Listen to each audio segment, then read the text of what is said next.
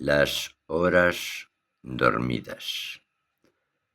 Las horas de sueño que sueño, instantes que se vertieron en el río de los sueños, espacios de vida que quedan en un vacío ambiguo, en un contexto exiguo, en un devenir sin venir, en un estar sin llegar, del tiempo el pernoctar, de la vida el descansar.